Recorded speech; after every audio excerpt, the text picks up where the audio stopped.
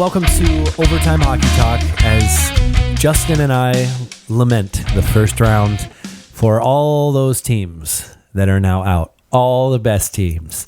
Best is a relative term. Relative, because now Boston's favored to win the Cup, 4-1 odds now. The best. Yeah, which, last year, coming off of a Game 7 win against the Leafs, they go in and play Tampa, and they looked exhausted, and I expect much of the same. Dude, well-rested Columbus. Also, okay, fine. We'll just do this now. Just do it. Of course, I had the Leafs in 6. Everything was going according to plan. Leafs took Game 1, and then Bruins take Game 2. Basically, the Leafs take all the odds, Bruins take the evens, and then we end up in Game 7. And frankly, I thought the Leafs outplayed the Bruins in Game 7. I thought the Leafs outplayed the Bruins in 5 of the 7 games. Well, sometimes it doesn't And they only matter. won 3 of them. Yeah. So, I guess you can say that the Leafs have more talent, but the Bruins were the better team. Yeah. Much like Tampa Bay, definitely more talent than Columbus.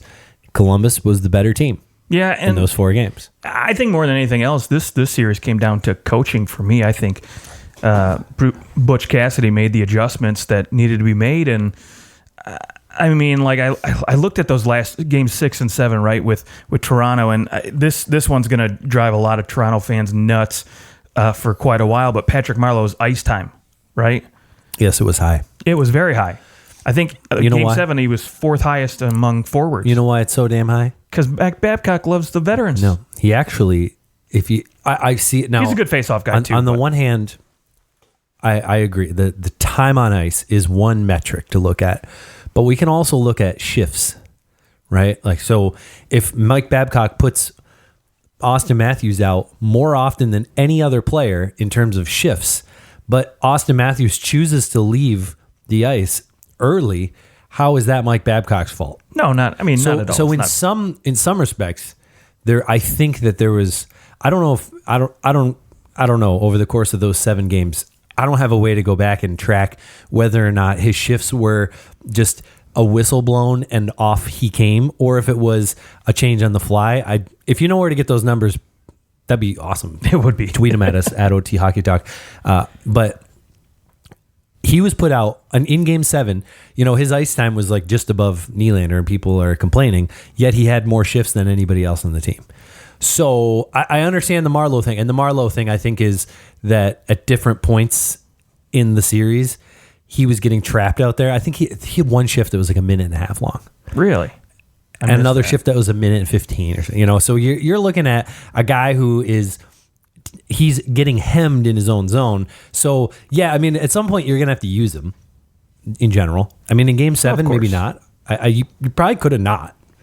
He should have been playing 4th-line minutes. There's no doubt about it. But and I will give I know Babcock likes the veterans, but Marleau did win quite a bit of draws. He was very, very good at that. But he just looks slow and lost most of the time. This team's going to look a little different next year. I would definitely think so. Morgan Riley after the game was like, dude, Jake Gardiner is a fucking good player. Yeah, and of course you're going to say that. We want him back. Of course you're going to say that. I don't know. You think? Well, okay, so I read a statistic that said, I don't know what it was, but it was over the course of the last, couple seasons or something like that, last maybe 3 years, like the goal differential was like plus 55 or something like that when he was playing versus when he wasn't, and something like that. But, look, the bottom line is it comes down to playoffs, right? And you can do all the goodness you want in the regular season, but if you just blow it in the playoffs. He was on the ice in these 3 Game 7s. He's the only player that played in all 3 Game 7s. Right. Kadri didn't, because Kadri was suspended this time. He's the other guy on the roster. Right. Which he of course is as much to blame for any of this as anybody. My goodness, yes. But Jake Gardiner, I think, was a -10. Like, he was on the ice for 10 goals. Terrible. In 3 Game 7s. And I try not to look at only one in this Game 7. So in fairness, not really that. He had a decent game. Okay. But yeah, I don't try to read them plus minus too much. But when you get down to -10 in 7 games, then that's pretty telling. In 3 games. Yeah. 3 games. Yeah. So for me, though, like you said, this team's going to look a lot different, mostly because you got guys coming off the books, guys that need new contracts, Matthews' new deal kicking in, right? Obviously, there's no way they're bringing back Hainsey. Not a freaking chance. And I'll tell you why. What if you give him a 1-1? Doesn't matter. They Okay. won't bring him back, and I'll tell you why. Because Dubas does not want Babcock to play him that much. And I don't disagree with that. I think that this is a scenario where there's obviously tension between Dubas and Babcock. But Dubas came out today and said no one's safe, not even Mike Babcock. Well, that's funny because everybody's speculating, is Babcock going to be gone? No. But he didn't definitively say that, Babcock's safe, right? Like you said. Right. So, of course, everybody's going to run with it in the media. He's not gone. No, he's not gone. He's not going to be gone. They're not going to want to pay him. He has, I think, 2 years left on his deal. $12.5 million to go away? No. Yeah, no. I know Toronto's got all the money in the world. I don't think so. I mean, this series, they didn't lose because of Mike Babcock. Now, they didn't win. I think he could have done some things differently. Sure. That's fine. And I think this is what needs to happen. He needs to be punished. I'll tell you how you punish. How do you punish a head coach? You take away the players he likes. Right. So goodbye Patrick Marleau. Buy him out. Goodbye Ron Hainsey. Yeah, buy him out or because he's got a no movement clause. So he goes on IR and just LTIR and just calls it a day. Let's hope. He looks slow as dirt, and I mean. Okay, another Joffrey Lupul. Got it. Yep, maybe. Ron Hainsey isn't going to be back, I don't think. And I think they'll go out and they'll try to find a more mobile fourth line center. I think you might see Nazem Kadri dealt now. Okay, I think there'll be some, but that's not the way you punish him. You punish him by taking away all his assistants, and you hire in new assistants. Your guys. Wow. Okay. And you go, hey, here's the guys you're going to work with. You go out and you bring in the best that are available. And I mean, of course, you're not trying to make it so that it's this hostile work environment, but you go, look, it didn't work. We trust you, but there's something wrong and we need new voices in the room. We want your voice we want you to be the head coach of this team, but we need to shuffle things around. Right. And sometimes I don't mind the change in leadership, right? I mean, it worked for San Jose when they were like, okay, Marleau, we're taking the C away. We need some change in leadership on the bench, right? And so maybe you can say the same thing with the assistant coaches, right? Yeah. Sure. And you assign a captain. Right. What the frick are we waiting for? Okay, give Tavares the captain. And either Tavares or Matthews. It doesn't matter to me. Give somebody the freaking C. I know. Give Marner the C. I don't give Morgan Riley the C. It really doesn't matter. Sure, yeah. It honestly doesn't matter. Just give somebody that C. Because there's something about it. How many teams have won the Stanley Cup without a captain? I don't think any. I'm going to say none. I'm going to say none too. So put a freaking C on somebody's jersey. It doesn't matter who. Put 3 C. Give them 3 C's. Captain. Like Carolina, Tavares. You're the home captain. You're the away captain. Sure. Don't care. Just give somebody the damn C. Okay. And lay that to rest. Bigger question though. So I understand Gardner's gone. Kadri's probably, in my opinion, maybe 90% I don't know out if the Gardner's door. gone. I think there's a chance that he's okay. He's going to get more money on the open market, and I don't think. I think that he would stay in Toronto, as much as he's going to have to take a huge discount to stay in Toronto. I don't know, not that big of a discount. I don't know. I think he's still a valuable. Look, defenseman. you just lost. You're going to lose Hainsey's contract and Absolutely. his form. But now you got to pay Marner like $10+ million a year. Yeah. How can you afford that crap? Are you going to have to play Marner that much? Absolutely. You're going to have to pay him $10 million a year. 93 as a points. winger? How many wins? Gosh. Patrick Kane. That's all I'm going to say. Patrick Kane. Yeah, but Patrick Kane was an unrestricted free agent when he signed that deal. I know. So it's okay. I think he's going to get 10 million. He's going to get at least 10 million. Okay. Bigger question though. William Nylander. Do you move him for a defenseman if Gardner's gone? You have to. Yeah. Okay. You have to. Because I think at this point there needs to be a drastic change. And problem is you're selling low. Well, yeah, of course you are. You're selling as low as the So barrel do you wait goes. till the season starts and maybe he gets it going and then you're like, okay, let's deal him, come November, December. You don't have to deal him. Okay. I don't think. I think there's ways to maneuver, but it's going to be. I'm curious. This is where a general manager makes his money. It's easy when you have 3 stars, a bunch of guys on their entry level contracts, right? Yeah. Maybe 4 of their players on their entry levels. Something and like that. 2 of them are their best players. So that's easy. It's easy to be the GM. Now go and prove to us. Right, when you're up against the cap, yes, of course. prove to us that you can maneuver and do what you need to do. Yeah. I think that I said it before that the year the Leafs made the playoffs and lost to Washington, that they were maybe a year ahead of schedule as far as that went. Because remember, they finished last in the whole league, and then they made the playoffs. Right. Like, that's generally not going to happen. I know New Jersey did it the following year, but that's usually not the case. Ottawa didn't. Ottawa was bad, and then they're bad again, and you're probably going to be bad again. So usually that's more the route you take. Hopefully not the Buffalo route where you're just bad and then you start looking like you're going to be good, and then you keep being bad and you're kind of good and you're not good. And speaking of Buffalo, back of the buff. Nylander, right? Go to play with your brother in Buffalo. Do you risk the line? If you could make a 1-for-1 trade, would you do it? No, probably not. I think Nylander's probably worth more than Ristolainen. Like you said, you're selling low though at this point. But yeah.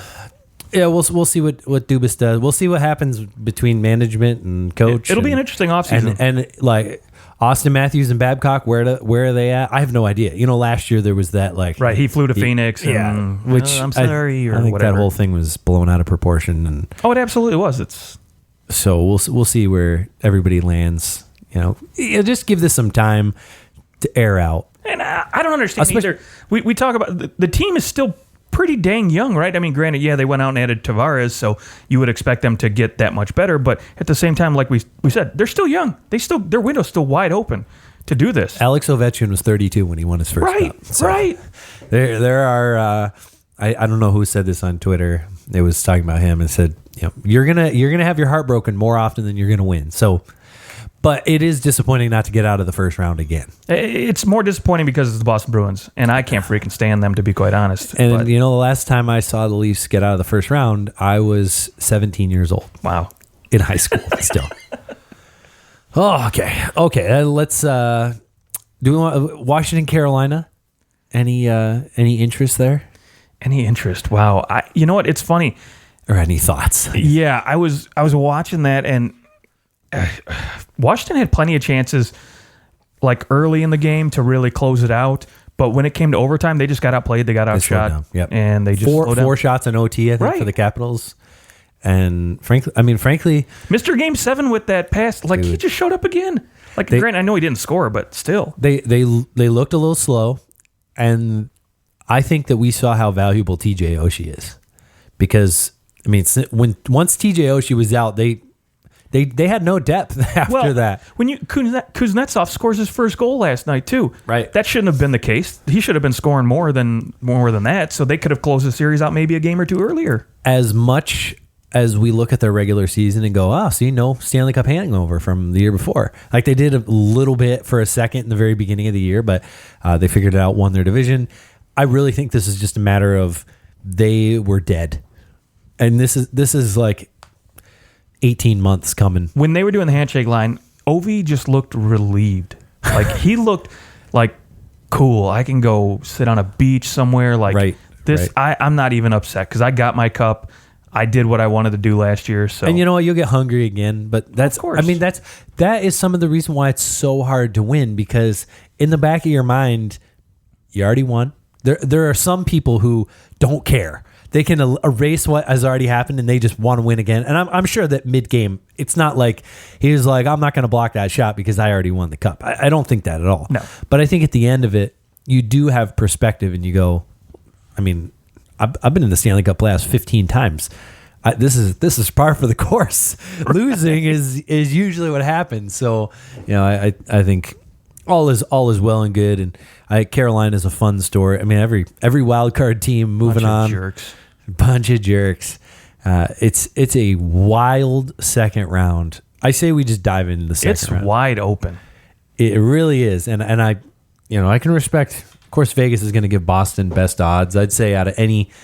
Sure. When you look at these points. teams, they're definitely the most traditional hockey market left. The NHL's probably freaking out too, because you got to think now, like viewership wise. I know like San Jose and Vegas, they set a record I think for West Coast Game 7 viewership, but like your traditional markets of like Chicago, Pittsburgh, Washington, right? They're not in it anymore, so you don't have any of the big guns. There's no Canadian teams left in it, right? So you might have a little bit of drop off from that, but I mean, your traditional markets aren't there right now, except for Boston. Maybe St. Louis could maybe be thrown in. I know it's not a big market, it's like a mid market, but it's I think that series will get a little play. When I look at the Western Conference though, I didn't. It's the I didn't 1990s. That's what I said. Is it's like 2001, 2000 or something like that? You know, that's all we need in the East is New Jersey, and we'll be good. Yeah. So let's go through the second round. Let's start with Boston and Columbus since they're fresh. Talking about Boston a little bit. Do you think there's any decline coming off that 7 games, whereas Columbus has a lot of time to rest? And is there any kind of wear and tear that's taken place? Or do you think that the other flip side of it, you know, I've heard that argument. The flip side is Columbus has been sitting and they kind of lost their momentum, and Boston has won their last 2 games and is coming in feeling real good about themselves. Yeah, I actually think the flip side, where Columbus has lost their momentum a little bit, I would be more worried about that than Boston slowing down, because Columbus, right, came in the playoffs hungry because they had to fight to get in. They had to battle towards the end, right? And so that's kind of where a lot of that momentum was carrying through towards their victories over Tampa Bay. And now they've had 9 days, I think it is, just sitting around. And granted, I'm sure they probably practiced to assume, oh, we're going to play Toronto or we're going to play Boston. They schemed for both of them, and the coaching staff had plenty of time. But I mean, when you have that big of a layoff, I kind of worry for a team that's that inexperienced in the playoffs. I don't know. I feel like if you're looking at it, you're going, please let Boston win. You'd rather play Boston than the Leafs in the second round. I will say this, though. It's going to be a hell of a series in terms of banging bodies, because both these teams can grind hard. And yes. So it might be right to where, you know, Boston is worn down a little bit from 7 games with Toronto. And so if Columbus just lays on them a little bit hard, like, they might be able to take over that series. I'm just wondering, Columbus, the reason why they beat Tampa Bay was because of their forecheck. Right. You know, they forced them into mistakes and they forced them into penalties because of their forecheck, and they did very well on the power play. I think they were 50% on the power play, and that's a recipe for success if you can do that. The Boston Bruins, particularly Zdeno Chara, I don't know how well he's going to do with this forecheck, because the Leafs have pretty good forecheck, and 5-on-5, like, there's no question the Leafs are the better team 5-on-5. It was the power play for the Bruins and the penalty kill for the Leafs. Even the power play for the Leafs, it was special teams. Special teams for the Bruins that won them that series. So the question is, Columbus, least penalized team in the league, and I think they only had six penalties in those 4 games against Tampa Bay. So, and I think 3 of them were in the first game. So the last 3 games, there was 3 penalties. I think that they're going to force the Bruins defense into a lot of mistakes. Well, I will say this. I have a lot more faith in Columbus's third line with Dubinsky and Foligno going up against that top line of Boston than I would have, with Patty Marleau. I mean, Boston is one line. Sure. In reality, of course, you're going to get contributions from other places, but it's that one line. Charlie Coyle has looked really good. I said it in the last show. I think he was their best player through the first 3 games, and he was the whole series. I agree. He was one of their best players. So I do think that he's maybe if he can play really well, that could help the Bruins. He didn't score though, so he needs a scorer. But to me, Columbus just has the depth. They are rested. Their goaltending is hot. Well, that's going to be the key. Can Bobrovsky keep this up? Because if he doesn't, if he looks like he has in the past, then boom, it's a different story. Right. Well, Rask has been playing really well. Yeah, he's been good. So, and they're not afraid to go to Halak if they need to. Whereas Columbus on the flip side has no one to go to. I don't think either team's switching their goalie at this point. No. We're pretty hard pressed. Predictions. This is tough, but I am honestly going to take Columbus in 7. Columbus in 7. Okay. Yeah, I think I'm going Columbus in 6. 6, actually. okay. I think it'll be a little quicker. I think Columbus might be able to get off to a quick start, win one of these first 2 games, and then both games in Columbus. I feel like the Bruins are going to be worn down. So okay, let's go. Other Eastern Conference matchup: the Islanders and the Hurricanes. A second round matchup I never dreamed we'd be having. Like Has this ever happened? The Boston Columbus, I guess, you could, both those teams, we had them in as playoff teams, so it's not crazy that they're here. Granted, from the regular season that they had and who they had to play in the first round, I'm surprised. But from the beginning of the season, if you told me in the second round the Boston Bruins are going to play the Columbus Blue Jackets in the second round, you go, oh, it's probably going to be a weird way that they get there, but I can see it. The Islanders and the Hurricanes. Islanders were supposed to finish like around dead last in the East. Supposed to. And they, of course, go further than Tavares, and we can, you can joke about that all you want. And then the bunch of jerks in the Carolina Hurricanes. This is the weirdest series to me. I can't, when I look at this series, Carolina's going to use speed, and the Islanders are going to try and eliminate as much as they can. Is this a slow grind of a series? Can the Islanders get the Hurricanes to play their game, or do the Carolina Hurricanes open it up? The Islanders are going to have to skate and keep up with Carolina. I don't know. I don't know who's going to be better at playing their game, because these are two very polar opposite teams. Right. And I think, to me, you got to give the slight advantage to the Islanders just because of the system that they play. They played it perfectly against Pittsburgh, where they just sat back and waited for them to make mistakes. Yep. And I think with Carolina, where they'd like to use their speed, they'd like to go north-south really, really quick. They got mobile defensemen. They're going to try to get Carolina to do the same thing, to play their system and create chances off mistakes. Now, can Eberle stay hot? I hope so, because they're going to need him to, because Carolina can score some goals. They got some guys that can put the puck in the back of the net. Now, Mrazek, he had a good series, but overall it's just a barely .900 save percentage. So Robin Lehner was lights out in that last series. Yeah, I think he's probably the X factor here. It really is, yeah. The goaltending. And I still think Mrazek is capable of handling the Islanders team, because they don't score a ton of goals right now. But I'd be more interested to see really how that defense from the Islanders, plays out, because now you don't have, like before, I can't remember who it was that top pairing. It's not any of their main guys from the Islanders, but they were playing them against Crosby's line and trying to shut them down. They did a really good job of shutting them down. So now there's no like top line in Carolina that you have to worry to shut down. Well, you're looking to shut down Sebastian Aho for sure. Of course.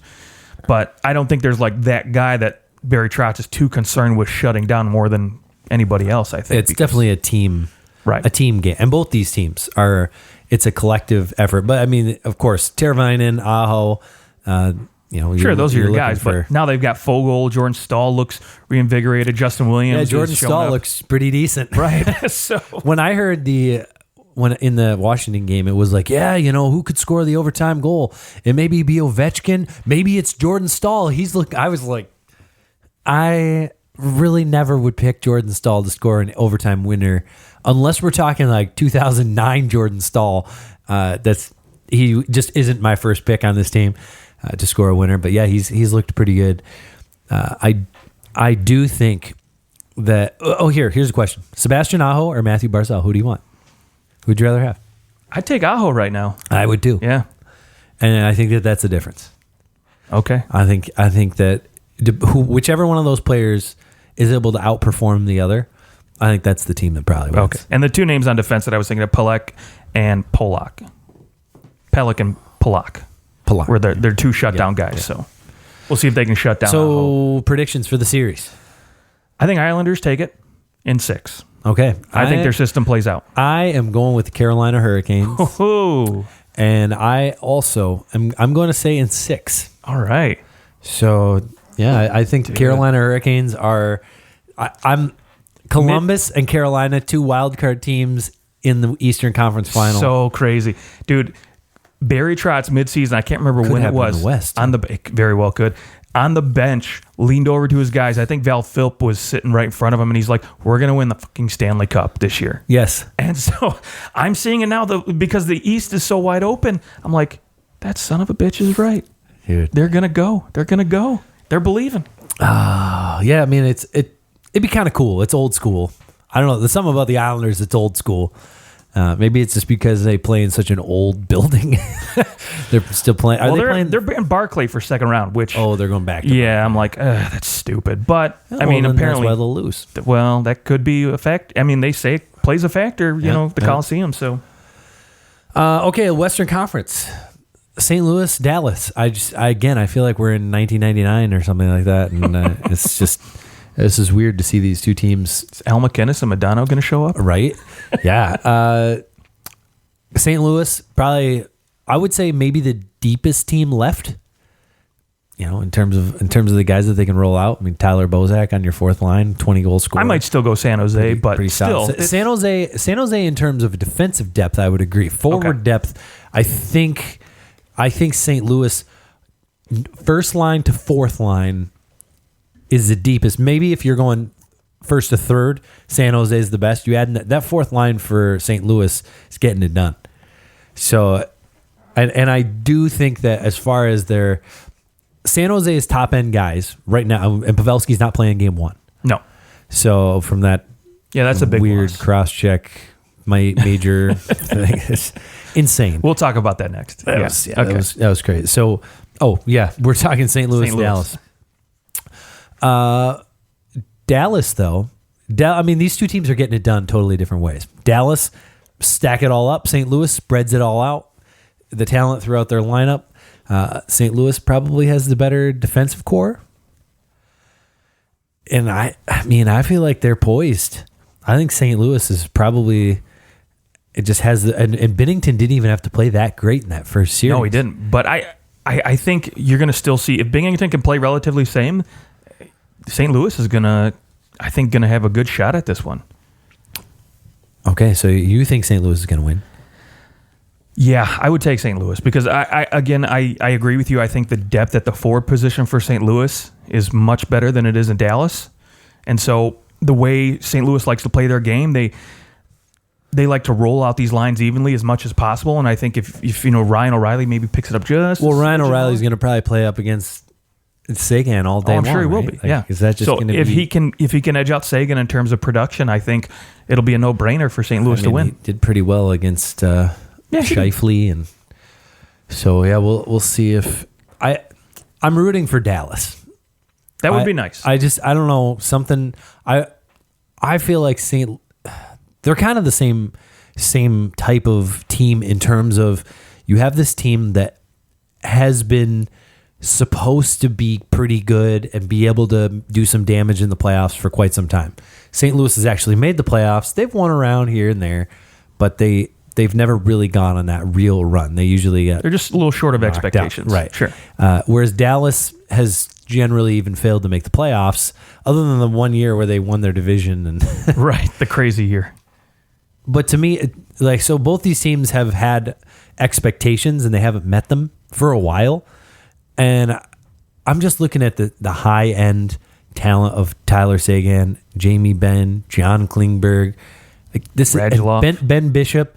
I think if there's a team, it was lights out. Oh my goodness! I mean, if there's a series where we're going to see no goals, like we could see 7 games of 0-0 going into overtime. I think Binnington and Bishop were number 1 and number 2 in terms of 5-on-5 save percentage, and then it was like number 1 and number 4 for high danger situations. And I mean, these two guys were some of the best. Binnington, granted, didn't have the same sample size as Ben Bishop, nor does he have the same history as Ben Bishop. But can Ben Bishop last? That's where I'll worry about. Hopefully he can. Let's throw this out. Okay, how many games do you think the series is going to go? This one could go 7. I think I'm thinking 7. In a 7-game series, how many goals will be scored? Boy, it wouldn't shock me if it's under 20 goals. Right? I wouldn't be surprised. Right? So, yeah, less than 20 goals, which would be, that would be like it would be a 2-1 or 1-0 every game. Yeah, pretty much. A lot of those. Okay, so what's your prediction? Boy, I'm taking St. Louis. Forward depth to me plays out, I think, a little bit more. I think the X factor for Dallas will be Matt Zuccarello if he shows up again. Yes, he was very good in that first. He had 3 goals in that first series. Right, and a little fact: if Dallas wins the series, goes to Stanley Cup Finals, now their second round pick turns into a first rounder that they paid. I think they'll take it. Absolutely, fine. You would take that. Yeah, which 30th overall or 31st overall, right? It's not mattering as opposed to maybe 50th. Right. St. Louis in 7 though for me. Okay, I'm going Dallas in 7. Even though I do think that St. Louis maybe is the better team. The way that these teams with the great line has been going, I think that maybe Dallas finds a way to do it on the power play. Radulov does look like a man possessed right now. I will give you that. Yes. And we didn't even talk about Radulov. So, okay, last series, San Jose, Colorado. San Jose probably shouldn't be here. Of course, everybody Colorado. everyone knows. Well, okay, but Colorado did their business in 5 games. They did. And they outplayed the Flames in a lot of ways. The Sharks in Game 7, down 3-0. Of course, we all know, Cody Eakin's stupid cross-check, but not really a 5-minute major cross-check. He was just trying to jockey for position, and things got out of hand. And, I think it was just an awkward fall. It's fine. Like, yes, give him a penalty. That's fine. If there's I don't know if you can give a 4-minute double minor for cross-checking if the guy bleeds. I don't know. Because you can for high sticking, but is that the same case for cross-checking? Not sure. Maybe it should be. Maybe it should have been a 2-minute or a 4-minute double minor. So let's say that the Sharks scored 2 goals, because it was a double minor. Then you're 3-2, and I still think there's a chance that St. Louis is able to figure it out, and maybe they score that goal, and you end up in overtime. You said St. Louis again. Oh my gosh. Wow. But for all the people that are complaining about, we lost because this is a BS call. I mean, yeah, it shouldn't have been a 5-minute major, but you legit let in 4 freaking goals in 4 minutes. Like, I don't care if you did. Yeah, I'm with you. I don't care if you disagree with the call. Like, maybe it shouldn't have. Maybe it probably should have only been a 2-minute penalty, if anything, right? But the fact of the matter is, you just looked dead out there. You stood around, did nothing, and just let them score 4 goals. Like, I don't know how many times in the regular season I've seen teams, get 5-minute power plays and they maybe score 1. Maybe. Right. And I get it. Things are a little bit more amped up. You're down 3-0. You're trying to come back in the third period. But freaking A, dude, you're Vegas. Like, Marc-Andre Fleury looked like he was cheating short side a couple times on a couple of those goals. There was a lot of screening going on. Nobody tried to be a little physical down in front of the net with those guys. They let them all stand around and take the space in front of Fleury. Yeah, something happened. And it was like they were up 3-0. Oh, we're dominating, and then they get a power play, and they thought they could just keep standing around. Right, freaking kill it off. And Kevin LeBanc had the best 4 minutes of his freaking life. 4 points in 4 minutes. That's a good period for you. Yeah. Although the one silver lining I will say is you're more than likely going to see the GMs now vote to have like official review on 5-minute majors is probably what's going to come out of this, I would think, in the offseason. A new rule for that. Probably. See, to me, I don't think you're going to see a challenge. I think the best way to go is to just, if, like in basketball, a referee can go and they can like watch the replay if they want to. If it's for a flagrant foul and whatnot, the referee should be able to come together and go, this is what I saw. Okay, this is what I saw. Okay, well, we're not totally sure. And there's 10 minutes left in Game 7. So before we throw a guy out, let's go to the replay. Let's go to the iPad, take a look at it real quick. They should have the freedom to do that. Yeah. It's not like they're going to do that every time. And maybe you limit it to the playoffs. I think you limit it to the playoffs. I don't, in the regular season, the little things happen all the time. Yeah, but what's going to end up happening, though, is this is going to happen when somebody's like, they got to win game 82 to get in the playoffs. And it's your fault for not winning one of the previous 81. Sure. How about that? Then you can say the same thing for Vegas. It's their fault for not closing this out when they could have. True. Maybe if they were up 5-0. Hey. All right. So back to the series. Colorado. Yes. They looked great against the Flames. They made the Flames look slow. Goudreau nowhere to be found. And they couldn't stop that top line. No. And frankly, I think Grubauer was the best goalie in the first round. I don't know if I'd go that far, but he was definitely the best goalie in that series. I'm going to go as far as to say he's the best goalie in that first round. I think save percentage wise he was. But was he? I don't know. I'm going to look at that now. I mean, I really like the way that he's been. I think he's Robin Lehner was since the beginning of March. He's had 2 games where he's let in more than 2 goals. Grubauer. He's been good. He's been insane. So to me, it's going to come down to goaltending in this series. And the question again is Martin Jones. I mean, yes, Martin Jones stole the show in Game 6 between San Jose and Vegas. He was unbelievable. The only good game he had. Yes, and that's the thing. He had one good game, and that's 1 out of 7 isn't going to cut it.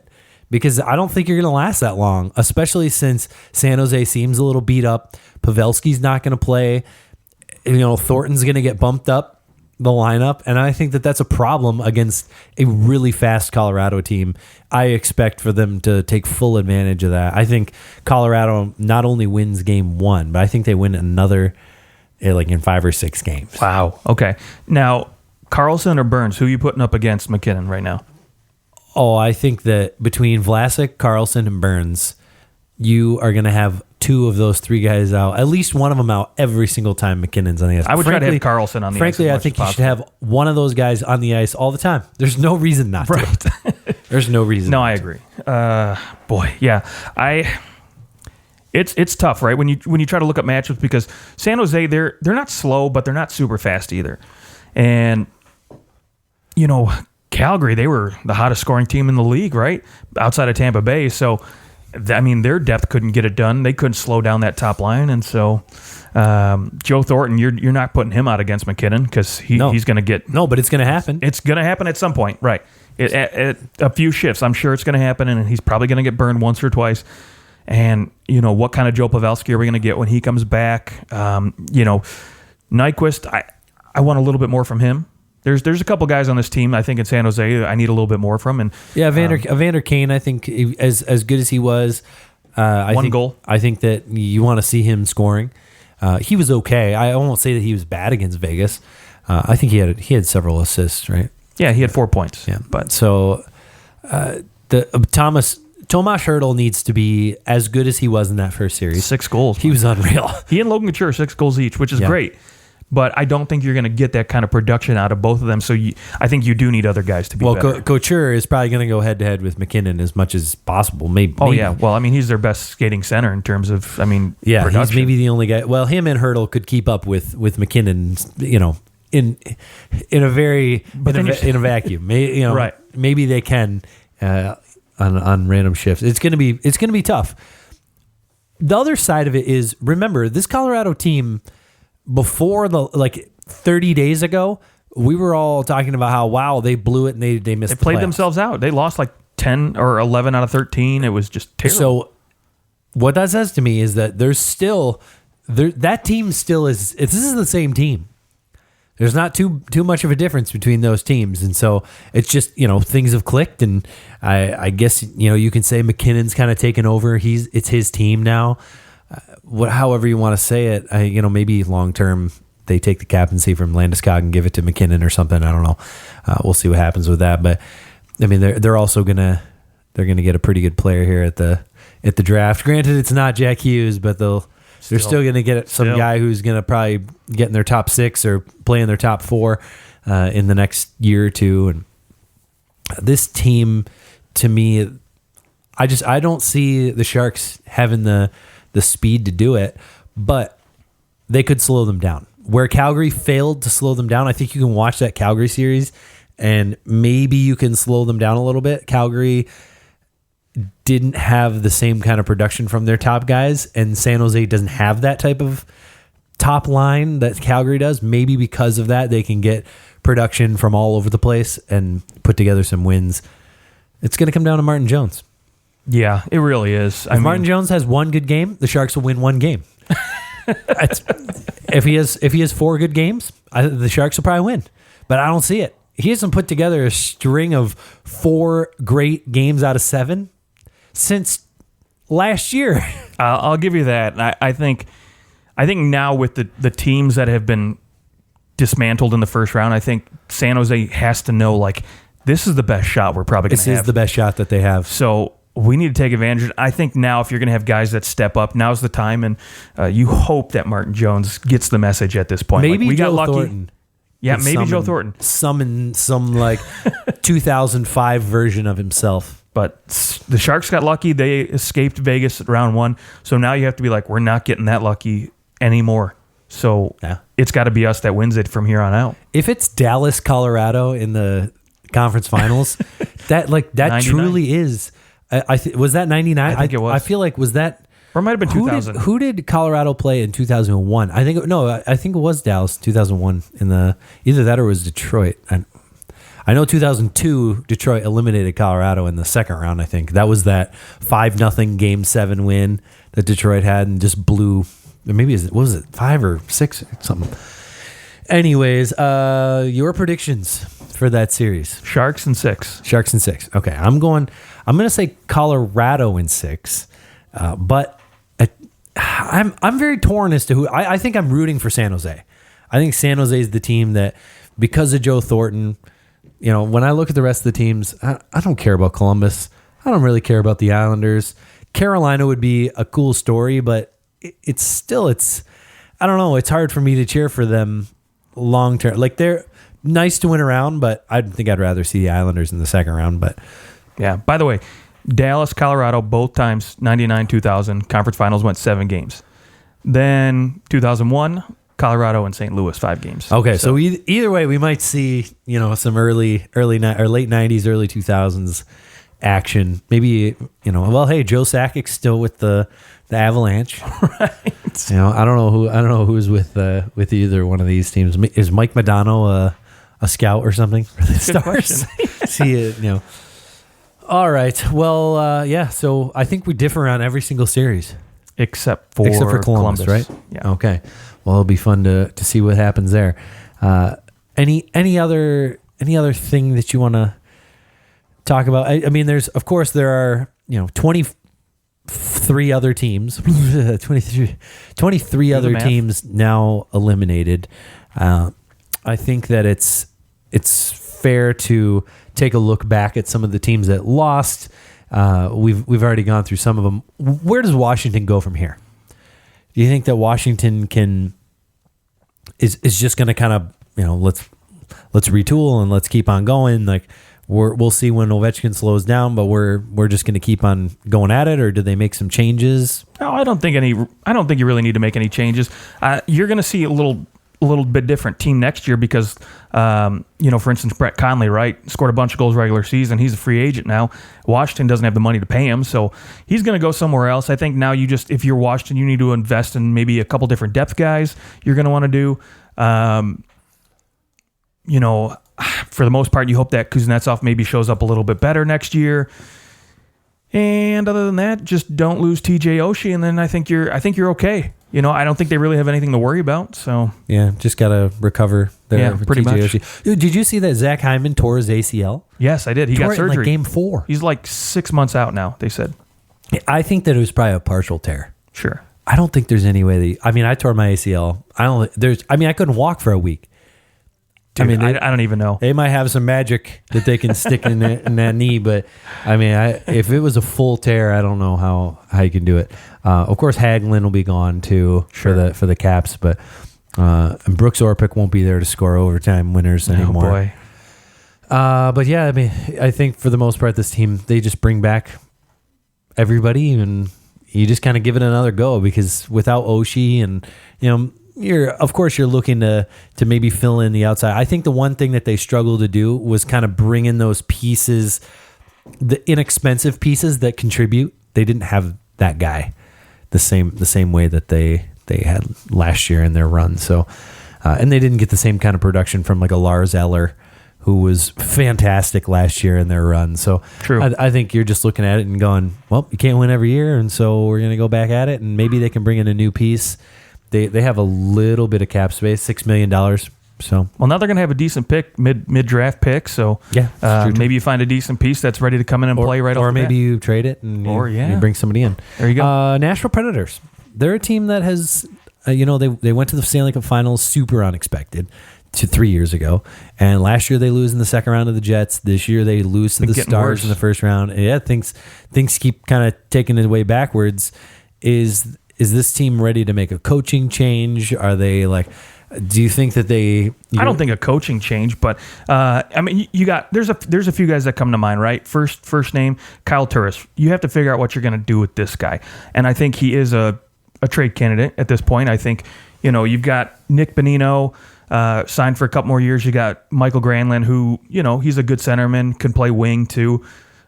He's signed for another year, so maybe you keep him on and have him play second line center. Not really sure where they want to go with that, but I do think, again, you're going to lose Wayne Simmons, you're going to lose Brian Boyle probably. Well, maybe Brian Boyle comes back on a cheap, but still, I think Kyle Turris is a name that has to probably get moved. And the other piece for me, especially because I do think this team needs a quick infusion of talent up front, is PK Subban. I think you find a way to move him to try to bring in a top six forward. You think they could move PK Subban? I do. Not a chance. I think you have to at this point because, one, you have to get his salary off the books because when you have to re-sign Roman Josi next year, give him an extension, but they have $22.7 million I understand. in cap room available for when Ekholm comes off, because Ekholm's off and then Granlund and Craig Smith both come off, which I don't think you're too worried about those, especially Craig Smith.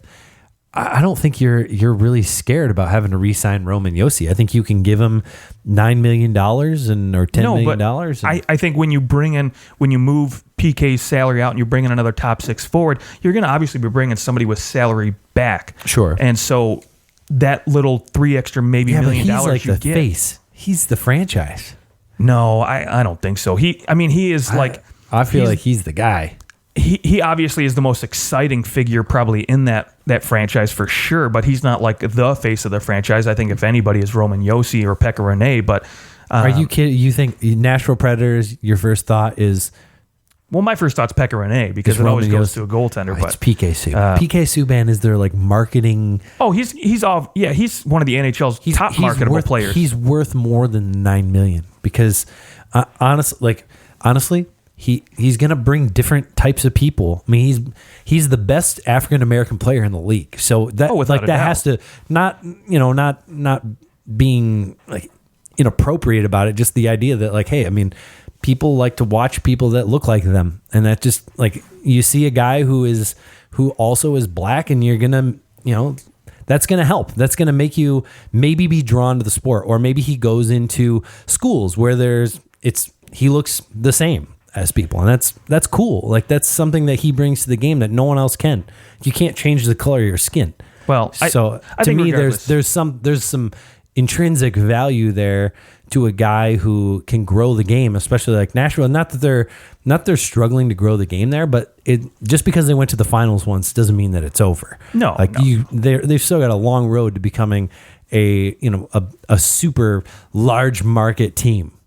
No, but I do think they need somebody who can score up front. And when you look at what they have to trade, I think the most obvious pieces would be somebody on the back end, right? Either Matthias Ekholm or PK Subban. And I think Subban is the guy that most likely gets you the return you need up front to get a top six guy that can score some goals. And you're not wrong. He would get you a good return, but I don't think he's going anywhere. To me, I wonder if this team just looks at what they have and they go, all right, they actually have less cap space available next year because of all these other deals kicking in. And Ellis's deals kicking in. You're going to have to probably, like, you're right. I think Turris is probably the guy that you can maybe move out and, hope that somebody's willing to take him for the next 5 years. You might have to eat another $1.5 million of his contract to do it. But right now they have, they're not eating anyone else's salary. So they bought Victor Stahlberg out, but they're not eating anybody's salary in a trade. And since you only have 2 of those available, they have both of them open to them. So, we'll see what happens. They're an interesting team because they really could stay the same, and they could go on a run. But I just don't see it. I feel like the league has kind of changed since 3 years ago, and they're still maybe more built for the way the game was before. They're like that middle ground. They're not super fast. They're not slow. They have a really great defense, and I think that masks some of their issues up front. Yeah, I think now we've noticed, especially with Washington winning last year, and you look at what Columbus was able to do this year, and even Boston a little bit too, you need a team that can score goals, has a little speed, but can also grind out in the playoffs. It doesn't really, the grinding thing, who cares in regular season? It's absolute garbage, and, Tampa Bay proved it that it doesn't matter, but come playoff time, like, it does matter now. And you got to strike a good balance. And I think to get there, Nashville needs some scoring. Okay. So, the Winnipeg Jets. The Jets. They also lost. This is a team that I think just probably goes, all right, you're probably going to lose Kevin Hayes. Really, here's what they have to do. They have to figure out who they want to be their second line center. Figure that out, and a lot of pieces will fall into place.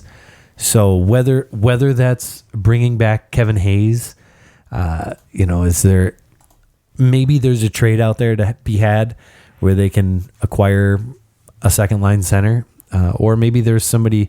I don't think that there's really anybody coming in their system that you can look at and go, oh yeah, he's definitely somebody that will be in our top 6. So then, maybe you look at the free agency, but it's going to be, first off, it's hard pressed to get somebody to come to Winnipeg, probably from a lot of these places.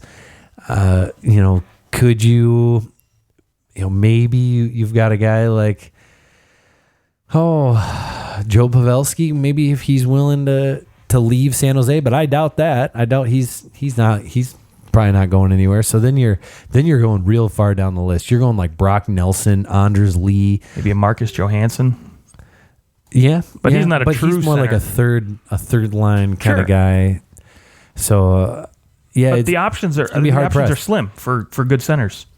Maybe a Matt Duchene if that would be if he wanted to leave. You'd have to pay. They tried to get him. Yeah, they tried, but I don't think they have the money. If they were going to spend the money on him, I think right now they might. They've got $23 million in cap space. Yeah, but the problem with that is now too. They got to re-sign Trouba. Yeah, you've got they lost Line, Connor need new contracts, and then you look at the defense, right? Tyler Myers and Jacob Trouba. Those are two names that I look on the back end that are question marks because which one do you want to keep? Right? Trouba hasn't made it clear that he wants to be here. They can take him to arbitration, get another 1-year deal, and then he's a UFA next year. So then you're going to lose him for nothing. Right. So do you trade him now and you can keep Tyler Myers, who maybe didn't have as good a year as Jacob Trouba because Trouba, I think, got 50 points this year. So his value is super high. So you could move him for a second-line center, no problem, and get Myers on the cheap. But then you don't have that great defenseman. No, you don't. And he's a young guy, too, whereas Myers, Bufflin, they're getting a little older. I mean, Josh Morrissey, great, love him. But, again, they don't really have a lot in the pipeline in terms of defensive depth. So do you risk losing that to maybe take another shot at this and get that second-line center? Because, again, Trouba would be a great trade chip right now. Okay. Let's go to the Vegas Golden Knights, last team to kind of run through. To me, I mean, I don't see much in terms of, maybe they'll probably re-sign Thomas Nosek, and I mean, how much are you giving Carlson? I think he's going to get probably a pretty similar contract to what he has. Okay. Just over the course of time. I think he's shown he's probably about a long-term 25 to 30 goal scorer. So he's probably around the $6 million mark is where he'll land. And maybe they just sign him into another short-term deal and they go from there. But I think they do have right now minus $2.8 million in cap space next year. So someone's got to go. That could be a little bit of a problem. Although I don't know if that includes David Clarkson's contract. If that because that gets buried. So I think it does. It does. Maybe that opens it up. The other side of it is that you also, it's because Mark Stone's contract's kicking in, and the question, and Alex Tuck, the question is defensively, can you go into next year with this group, with this exact same group? And that, I mean, I know Cody Glass is going to come up. He's going to play in this team. And that's, I mean, you're going to get a guy on his ELC who's ready to go and be a top 6 forward potentially. So that's a huge boost to your team, but they don't really have that really high end defenseman at this point. And so, they gave him up.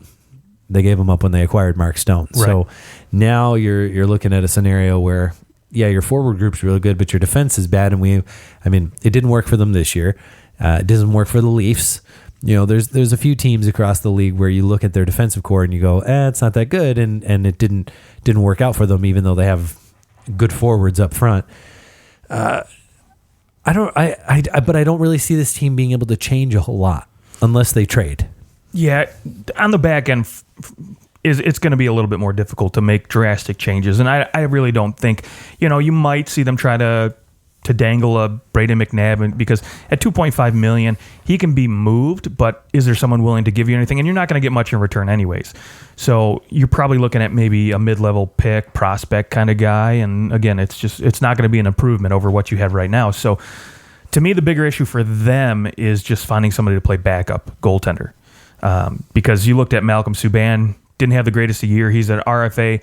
Yeah, they might re-sign him. I don't know. They might just actually release him. Yeah, how long can you ride Marc-Andre Fleury? Like Marc-Andre Fleury he's getting up there in age. 34, so yeah, 35 next year. So you have to give him, rest during the season. And I think, maybe you go out and you try to acquire, maybe James Reimer or something. But again, that comes with a contract that has a couple bucks on it. But your big thing, you want to get salary out of here. You trade Ryan Reeves and you trade Cody Eakin. There's that right there is almost $6 million. That's over $6 million. So I think Ryan Reeves would be more of a deadline acquisition. I think he would be a great piece to move at the deadline. Same with Cody Eakin, but I'm just thinking if you need space early on, Cody Eakin might be the easy piece to move. You can trade those guys. And, yeah, he's a great face-off guy, and he's a good defensive player that somebody would be willing to play. And with Cody Glass coming in, I think you'll get better production out of Cody Glass than you will out of absolutely. Eakin. So that's an upgrade and less of a salary. So a salary hit. So that'll benefit them there. Derek England, do you think he's back? No. Vegas boy? No, I think he's gone. Yeah, I would agree. Okay, well, that's everybody. Congrats. Okay, yes, we made it through. Second round begins tonight, and I am very much rooting against Boston. Or am I rooting for Boston so that we can at least go, well, we lost to them, but they were really good. They won the cup, There's always that flip side. No, you got to root against them. I can't watch them win the cup. That'll make me sick. You want to see me sick? Watch the Bruins win the cup. I go back to 2011, watch that Game 7 with Vancouver. Makes me sick. I'm literally getting nauseous thinking about it. I'm going to change the subject real quick because, tonight you also got the NFL draft. Number one pick. I don't know if you follow it at all, if you pay any attention. A little bit. Murray going number one overall to Arizona. Yes or no? I think so. Okay. I think that's teams play a lot of tricks. They say a lot of things leading up. But I will say the NFL is the one sport and the one league where occasionally you will get a team who goes, no, we're taking that guy first overall. I've seen teams actually negotiate contracts before they even draft him. Yep. I mean, I think with the Lions when it was Matt Stafford, it was like, no, we're taking Matt Stafford. Right. No doubt. It's happening. So yeah, I think teams though they play games. I think it's smart to play games.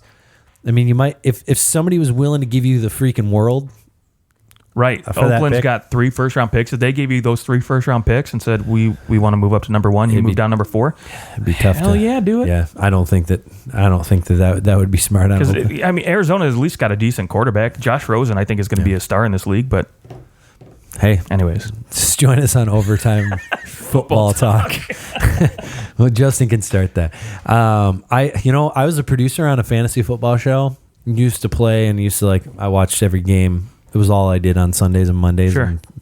And I don't know. I think I just decided as an adult, I was like, I think I need to pick one thing because otherwise I'm just going to watch sports all the time. Right. And hockey's my first love. So stuck with it. I actually found an old thing from 5th grade where I wrote, it was like a letter to yourself. And I actually said, if you ever like football, the NFL, punch yourself in the face.